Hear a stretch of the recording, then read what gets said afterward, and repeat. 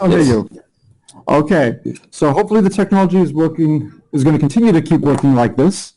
So thank you for coming early. For those at Williams, the food is over here. Grab some whenever you want. For those of you at Swarthmore, hopefully you have food where you are. Yep. And what I wanted to do is, part of the purpose of this course is to beta test what we can do for future courses. So this affects a little bit which lectures you can give well in real time. And so what I wanted to do is I wanted to start game theory today. So there's a lot of stuff you can do for game theory. One of the nicest things is I really don't want you to read anything before class so that you can think of it live and you can just see what your instincts are. Okay, so we've played the triangle game before. Today we're going to play the rectangle game. Okay, so consider an n by n board, and we're going to take turns, Williams versus Swarthmore. Okay? And unfortunately, I donated all the small change I had on me to a charity when I was in an airport, so I have no coins on me to flip. So I will just flip a piece of paper. If it comes up S, it'll be Swarthmore. It came up S for Swarthmore. You get to go first. Okay? The way the game works is on a turn, you have a rectangular board, and you can draw any horizontal or vertical line. And the goal is whoever breaks the last piece wins. Okay? So on your turn, you can draw one horizontal, one vertical line. If something's been split into two pieces, you can't draw a horizontal line across two pieces. Okay? You could draw a horizontal line in one of the two pieces, or a vertical line in one of the two pieces. Does everybody understand the game? If it would help me to get like Hershey bars for us to play in the future, just let me know. We can do that. Wait, so in the end, you'll only have... Don't give a hint to Swarthmore as to how they should do it. No, but we've done one by edges. It doesn't matter. Oh, the camera's not on. Which is the camera? It doesn't matter. Like, in the end, we'll only have like small pieces, right? Right here? No. That's the end. So Pieces, and it's going to take is it this one? not necessary. Okay. So, Well, if you break into two parts, all right, so I just made a red dot. Okay. So, that kind of makes sense, actually. That's true. Right. Can you see a red dot now? That makes sense. Yeah, we see it now. I could draw a line going all the way down like this. I could draw a line going all the way across like this. And once I split it, I would have, say, two pieces. And then on the next move, I could choose where to go. Does it have to be all the way across? It has to be all the way across. It's just so much fun. Once you start cutting, you just can't stop. Swarthmore, where would you like to do? Horizontal or vertical? I don't know. Let's just cut off the top row. Okay, you're going to cut the top row. Okay. So now, let's go to...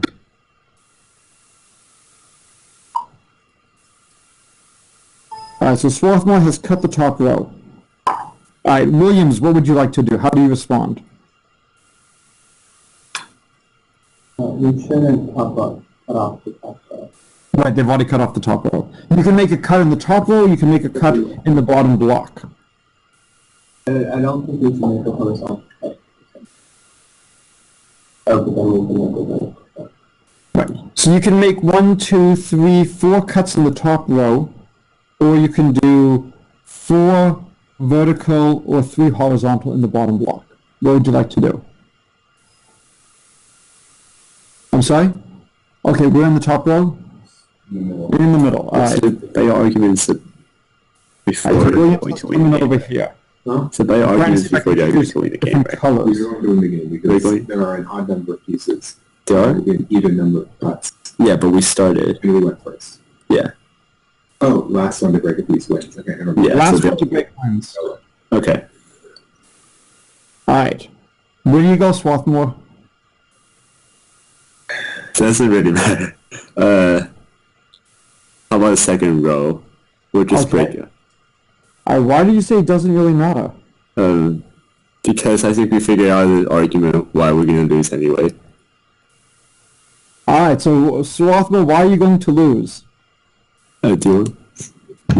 So, whenever you make a cut, you're always going to increase the number of pieces in play by exactly 1, because you can only cut 1 piece, and you're cutting it into 2 pieces.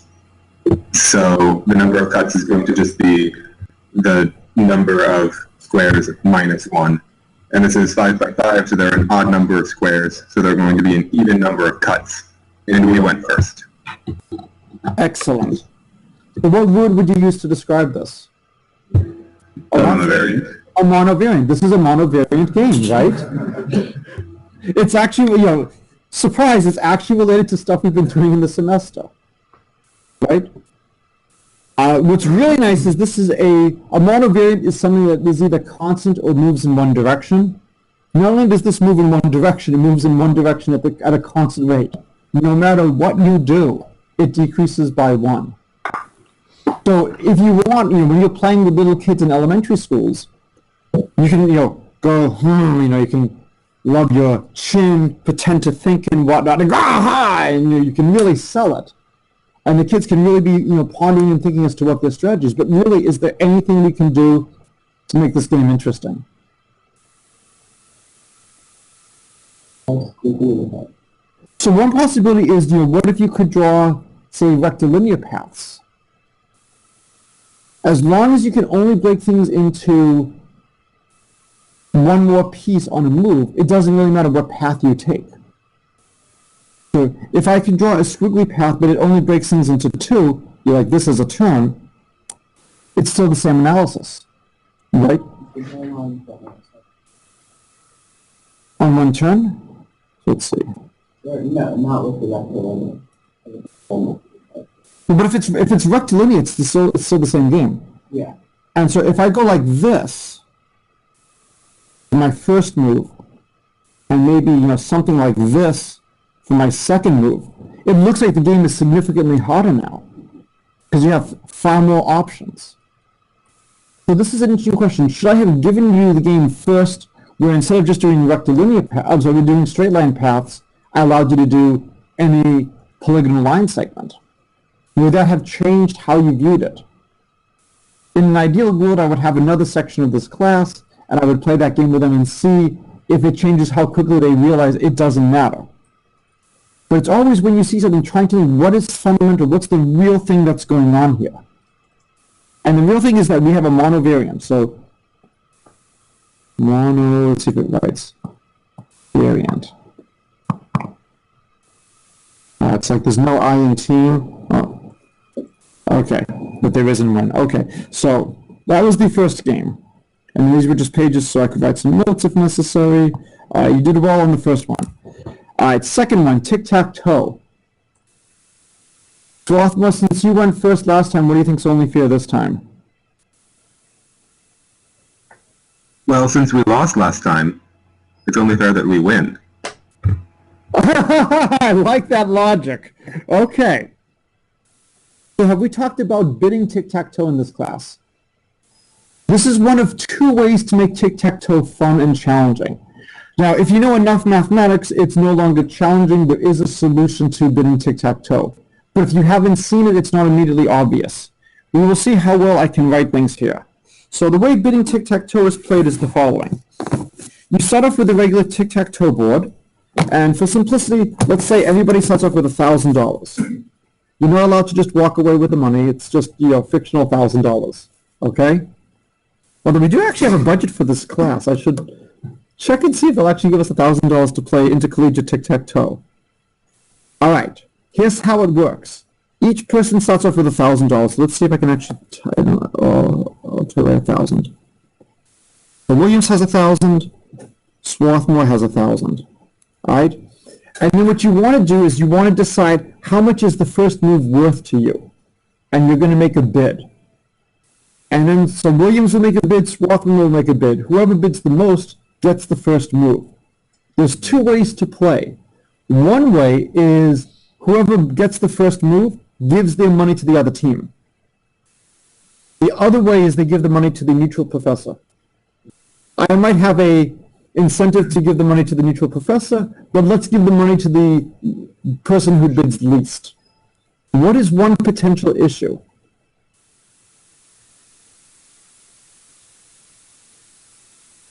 What could be a difficulty with this game? Well, you can run out of money. Well, if you run out of money, then you just can't. Then you just lose the next bid. And how much will the other person bid? 1 cent. We'll say we'll do it in dollar increments. So that's good. So the issue is, what do you do if you bid the same amount?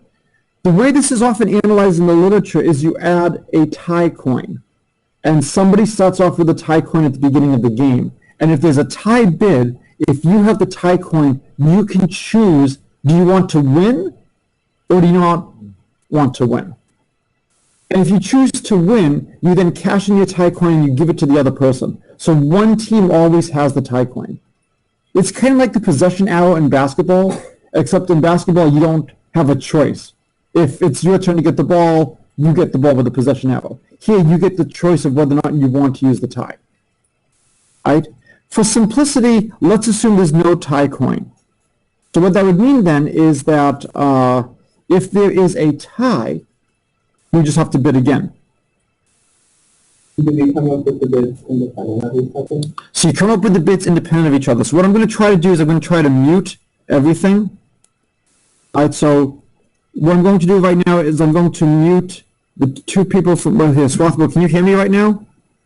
Yeah. All right, I'm trying to see if I can mute you. Devin, can I hear you now? Can you speak, Devin? John, can you speak?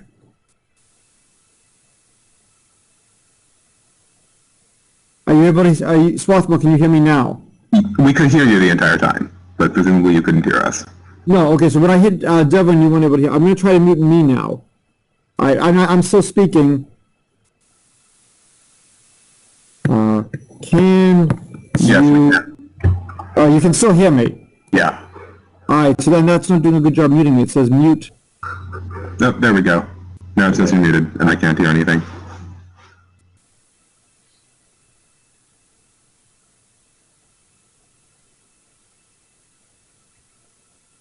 Okay, that seems like it can work. Okay, you guys ready? Mm-hmm.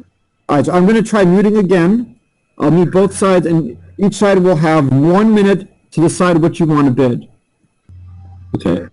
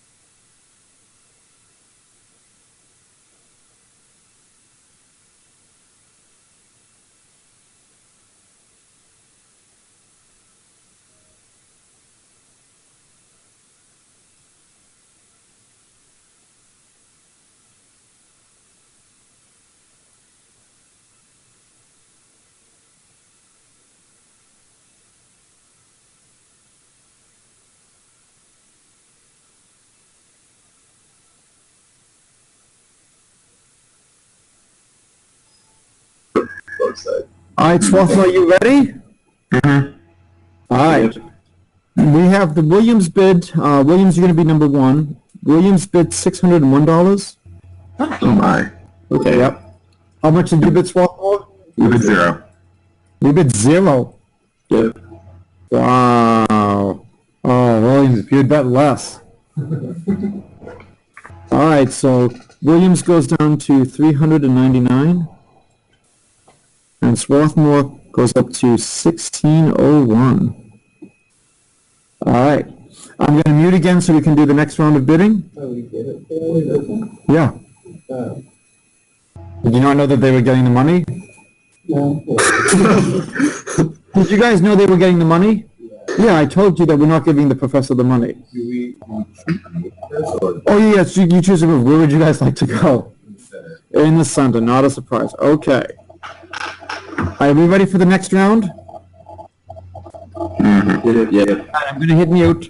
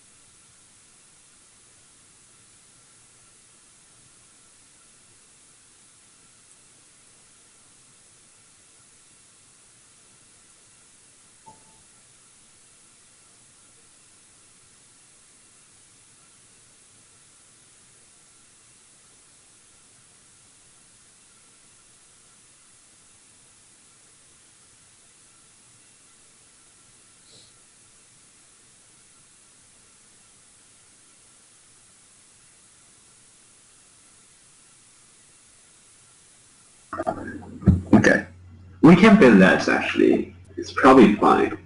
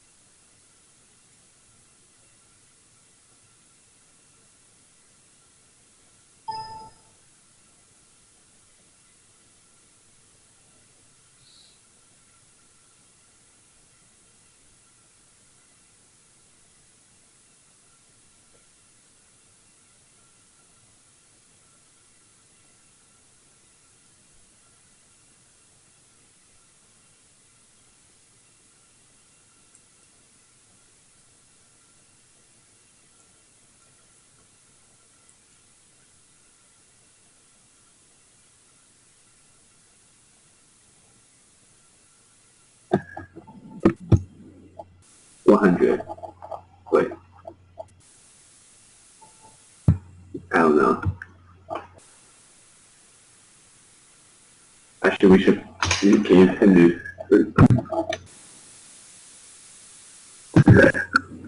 Oh. Okay. All right. Sorry, Swarthmore. Williams bid $1. How much did you bid? 200. Yeah. Yeah. 200. 200. Okay. Where do you want to go, Swarthmore? And you can't go in the middle. Yes. Corner. Top left corner. You don't want to go in top right corner? Either is fine. There was a dispute. Okay.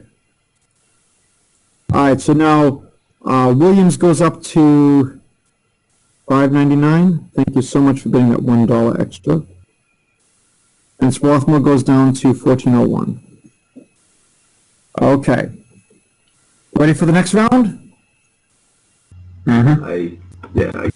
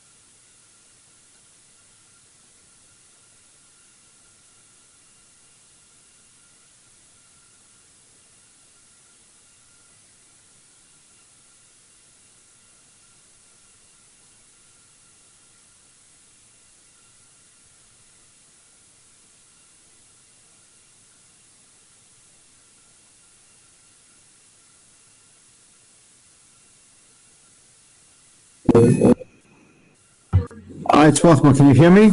Yep. Okay. Williams is bidding 402. Okay, we did 300.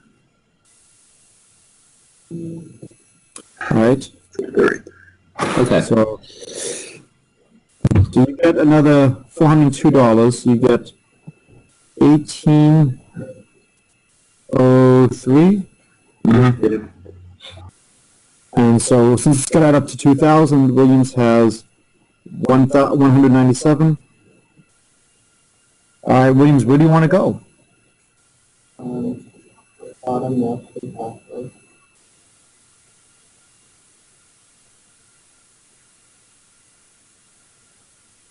If you go bottom left or top right, they have to respond by blocking.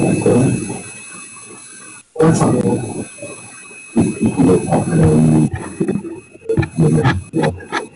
Yeah, they have to. Yeah, if you go top middle when they're blocked, doesn't help yet. Okay, so you're going top. So that's actually a good idea, because if you had gone, this is not a regular game of tic-tac-toe where you alternate moves. Now if they block you down here, that's not going to help towards the 3 in a row. So the strategy is actually a little bit different now in terms of placing things than it might be in normal tic-tac-toe. In normal tic-tac-toe, once you go center, corner, unless somebody misplays, the game is going to be a tie.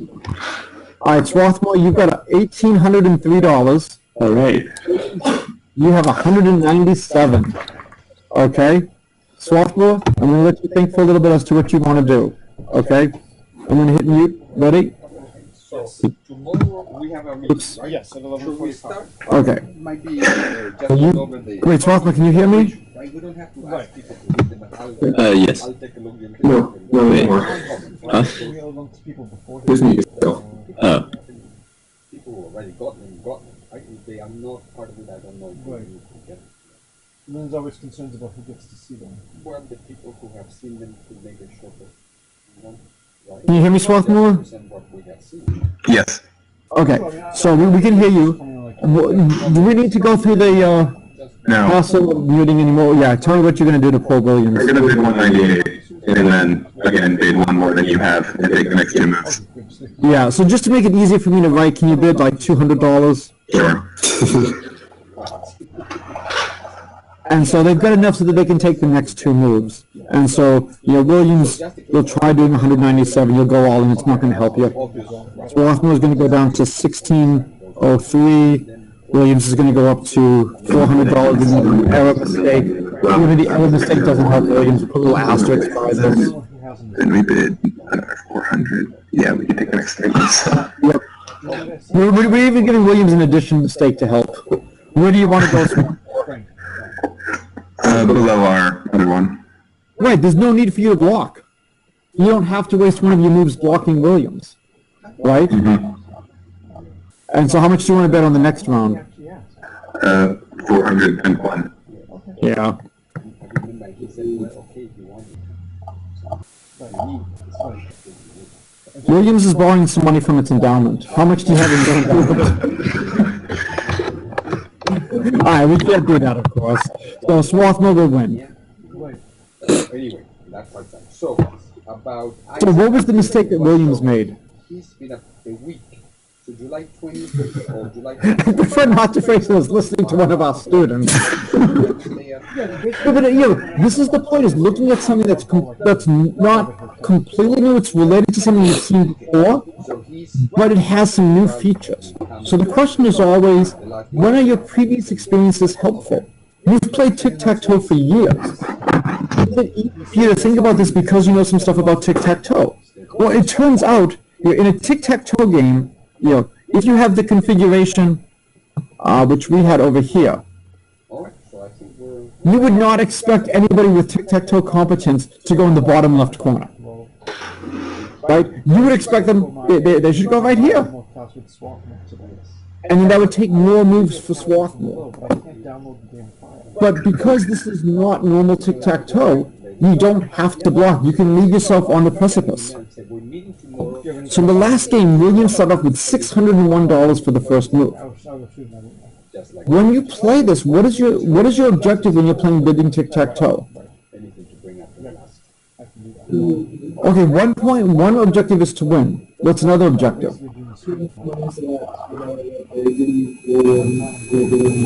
Okay, that's still playing to win. One objective in bidding tic-tac-toe is to play to win. There is another objective that you could do instead. Well, the money doesn't really matter at the end. Anybody ever watch Whose Line Is It Anyway? The points don't matter. I think of the money as the points, they don't matter. It's just what mood Drew Carey is in. And we know which people, he doesn't, I think, like Ryan Stiles. Right? don't know. What is another possible objective in bidding TikTok? Instead of playing to win, what might you be playing for? Go for a tie. You could be playing for a tie. That your objective might be, I just don't want to lose. A lot of people, when they do NCAA basketball tournaments in their office pools, they just don't want to look like a fool. They don't want to be dead last, near the last. They want to go for like a safe middle pick. And so for some things, your strategy might be, I just don't want to lose. And then you might play very differently if that's the case. Any Star Trek Next Generation fans here?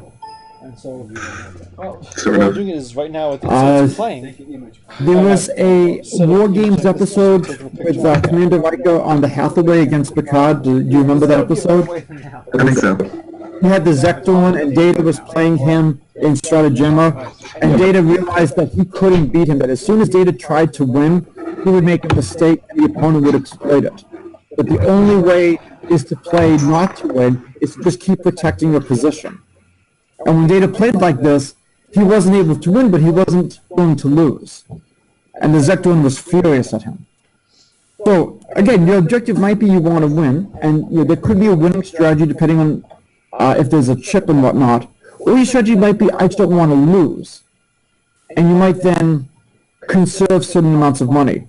So I think it's pretty clear that the $601 was a huge amount of money to bid on the first square. The first square is extremely important. But if you can get moves 2, 3, and 4, you will win. If you get moves 3, 4, and 5, you will win.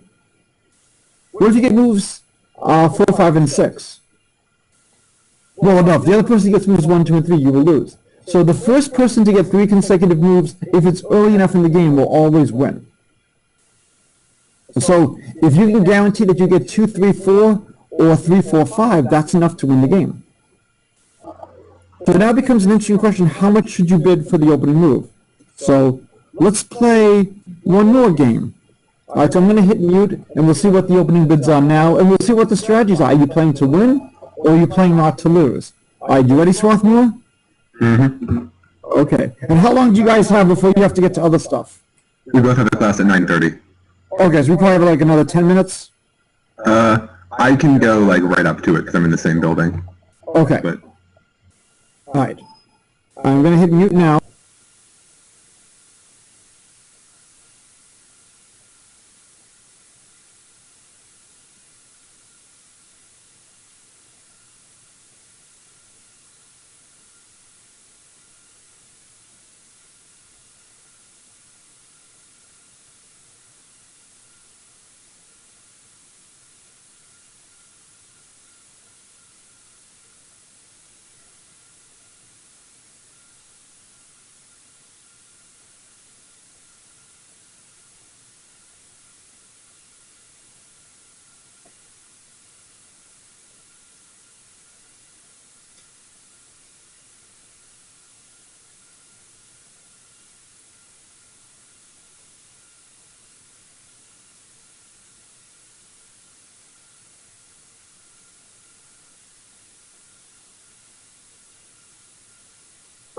It would be a lot. Alright, so we might be able to hear your discussions, but we've decided on our bid. Have you decided on your bid?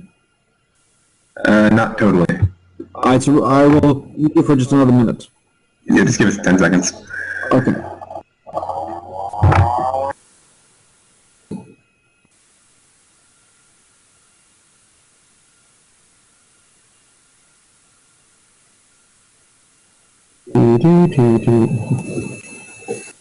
I could probably toggle and put up like Jeopardy. Alright. Ouch. Alright, you guys ready? Okay. Alright. Williams is bidding 100. Okay, we're bidding 200. Alright. So Williams, you get $200. Swarthmore, you get the opening move. What would you like to do? We will go in the center. How much? 100. Okay, Swarthmore gets the center. You ready for the next move? I'm going to hit mute now. You ready, Swarthmore? Mm-hmm. Alright.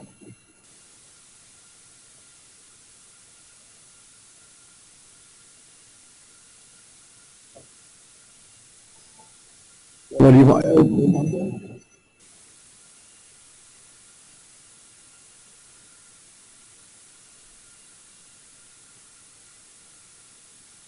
That's a bit. I don't think they're gonna bet half a good money unless I can work. Only we had a way to know what they were thinking.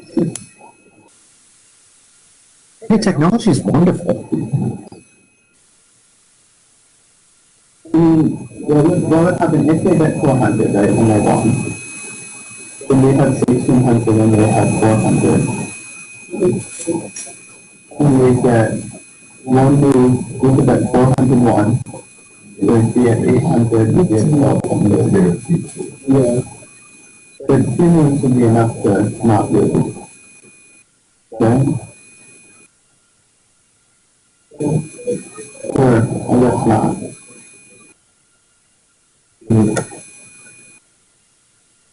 Well, 2 moves would be enough to not lose, to kind of save on the third bid.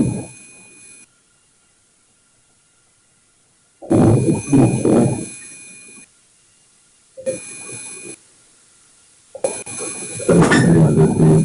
But I don't think we need to bet 400, because I think if they bet 400 and win, we're, in a pretty secure position.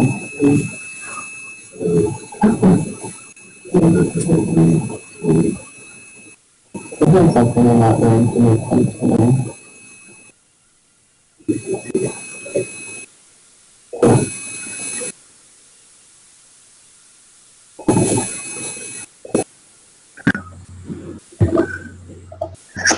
Oh, that's true. But, oh, right, you're right.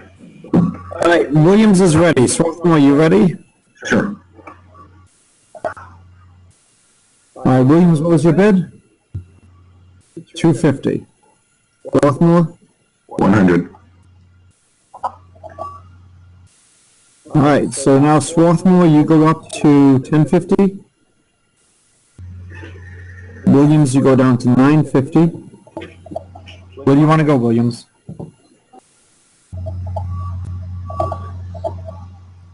I think it's a corner box, though.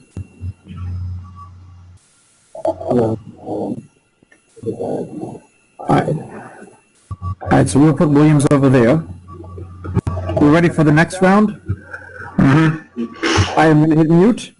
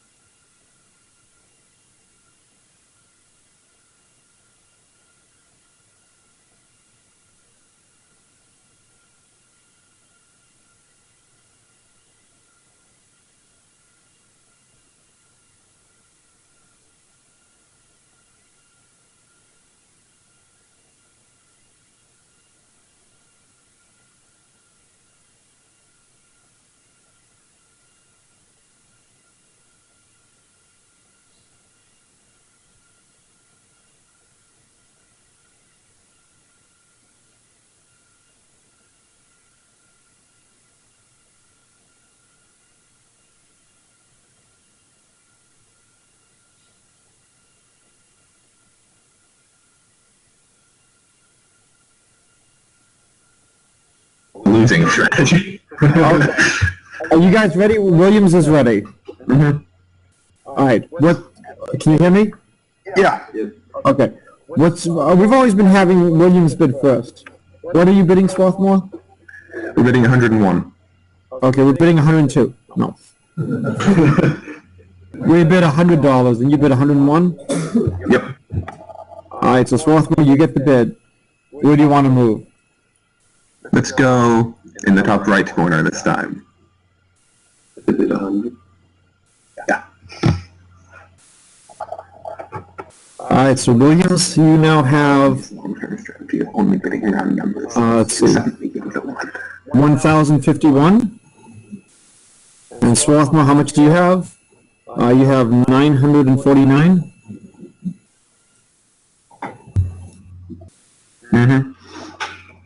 Do I have to move, or is it clear what's going to happen now? I think we're pretty clearly going to bid 949. Yes. So you're going to bid a very large number, and then we will have all of the money. There is one chance for Williams. What should you bid, Williams? No.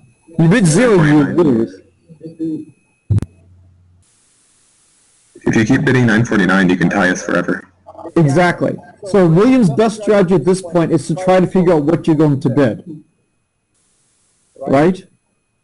And so Williams should actually bid 949 at this point and try to keep it as a tie. You can begin to see now why the tie chip is important. So let's say we've done this for 10 minutes and you keep bidding 949 and Williams keeps bidding 949. What do? We drop down to like 948. Yeah, you choose a random number in the 900s. Right? Yeah. And I can't prove mathematically, but at some point, you will choose a number that will be different than Williams, and then Williams will be forced to go. Okay? So once Williams wins, they will go over here, and then you'll have the next two moves. Yep. So the real mistake over here was in round 3. You guys, both sides, really underbid move 3. Right? Because if Williams had gone up over here, that would have been enough for Williams to essentially force a win. So what makes this game so interesting is the strategy is not immediately clear. The more you play it, the more you start to begin to see some ideas. So what I want you guys to think about for Friday is how you would analyze this game. How would you come up with the right strategy? If you want, play a bunch of games with your friends. Tell them this is really easy to explain. Okay? And try to sniff out what you think the strategy should be. So, the first game, there was a huge overbid on move 1 by Williams' part, and that just put Williams in a hole. In the second game, after 2 moves, Swarthmore had $50 more, and they had the center to a corner. Did it really matter that it was a center to a corner? No. So, what might you glean from this?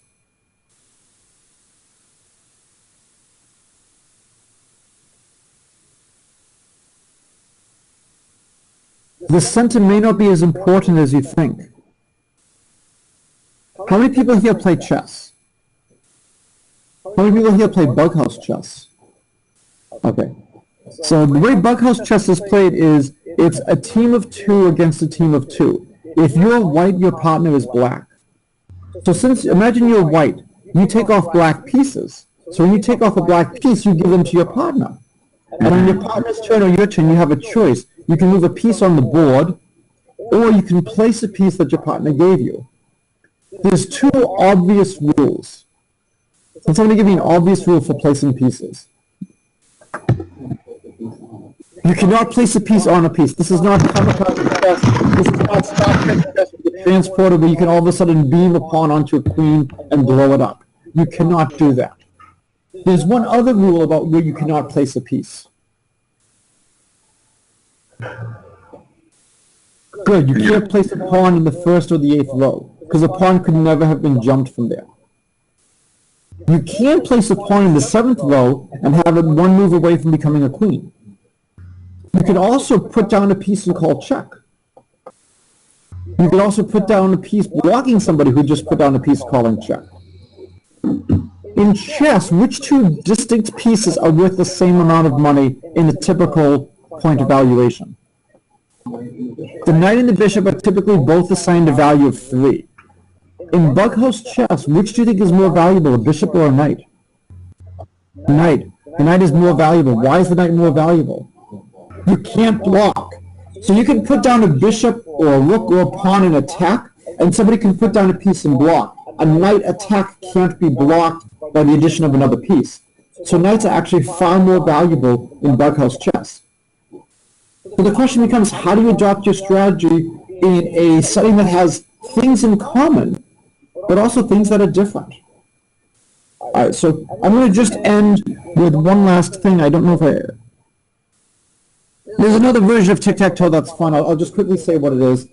It's sometimes called Russian tic-tac-toe or gobble tic-tac-toe. What you do is you have two small, two medium, and two large pieces. And this is very similar to the Russian dolls or the dolls where you have pieces, figures inside figures inside figures. On your turn, you can put down a piece on the board.